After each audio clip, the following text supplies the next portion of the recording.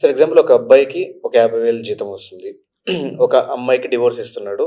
ఆ అమ్మాయి సిచ్యువేషన్ ఏంటంటే ఒక ఇద్దరు తన మీద డిపెండ్ అయి ఉన్నారు. తను ఏం సంపాదించట్లేదు. ఒక 20,000 ఆమెకి మంత్లీ ఇవ్వాల్సి వస్తే వాడి శాలరీ అప్పుడు 30,000 నెలకు వచ్చేది.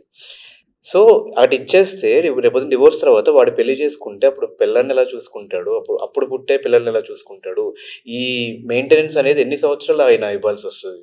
ఒకవేళ ఈ అమ్మాయికి పెళ్ళి అయిన తర్వాత ఆపేయచ్చా? మరి ఇప్పుడు మీరు అడిగింది కరెక్ట్ క్వశ్చన్. ఇప్పుడు మెయింటెనెన్స్ అన్నకి ఇప్పుడు మీరు అడిగిన దాని నుంచి ఇంకో క్వశ్చన్ వస్తుంది. ఇప్పుడు ఒక అమ్మాయి పెళ్లి చేసుకున్నారు. ఓకే, అమ్మాయి జాబ్ లేదనుకుందాం. అమ్మాయి ఎప్పుడు జాబ్ చేయలే, ఆమె ఒక డిగ్రీ చదివింది, పెళ్లి చేసేసుకుంది. అబ్బాయి జాబ్ చేస్తున్నాడు అనుకుందాం సపోజ్. తర్వాత కొంతకాలానికి జాబ్ పోయిన తర్వాత ఏదో వాళ్ళిద్దరి మధ్యలో ఏదో గొడవలు అయినాయి. ఆ అమ్మాయి పోయి కోర్టులో మెయింటెనెన్స్ వేసేసుకుంది. ఈమె మెయింటెనెన్స్ చేసుకున్న టైంకి అబ్బాయికి జాబ్ లేదు. అప్పుడు అబ్బాయిలందరూ ఏమంటారు కోర్టుకు వచ్చేయి, సార్ నా దగ్గర జాబే లేదు, నేను బతకడమే కష్టం ఉన్నది, మెయింటెనెన్స్ ఎక్కడి నుంచి చేయాలి సార్ అంటారు అడ్వకేట్ ఆఫీస్కి వచ్చి. ఓకే, సో ఇక్కడ ఏంది మీరు అర్థం చేసుకోవాల్సింది ఏంటంటే మెయింటెనెన్స్ అనేది ఒక చట్టం.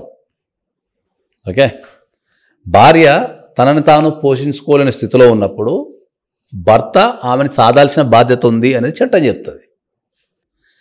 అప్పుడు భార్య తనని తాను పోషించుకోలేని శక్తిలో ఉన్నప్పుడు, స్థాయిలో ఉన్నప్పుడు భర్తకు జాబ్ ఉన్నా జాబ్ లేకపోయినా, హై ఎండ్ జాబ్ ఉన్నా లో ఎండ్ జాబ్ ఉన్నా ఆయన కంపల్సరీ ఎంతో కొంత మెయింటెనెన్స్ ఇవ్వాల్సిందే.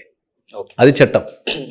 ఓకే, సో ఇప్పుడు సింపుల్గా వచ్చేసి కొందరు మెయింటెనెన్స్ కోసం జాబులు మానేస్తారు తెలుసా మీకు. భార్య మెయింటెనెన్స్ కేసేస్తుంది, అమ్మ ఆమెకి ఎక్కడ మెయింటెనెన్స్ చేయాల్సి వస్తుందో అని కావాలని జాబులు మానేస్తారు. నువ్వు జాబులు మానేసినంత మాత్రాన మెయింటెనెన్స్ ఇవ్వద్దు అనే రూల్ ఏం లేదు.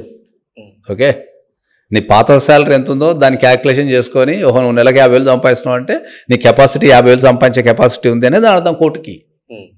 అంతే తప్ప నాకు ఇప్పుడు జాబ్ లేదు, రిసెషన్లో ఉన్నా, లేకపోతే ఇంకోటి చెప్పి నేను పైసలు కట్టలేనంటే వర్కౌట్ కాదు.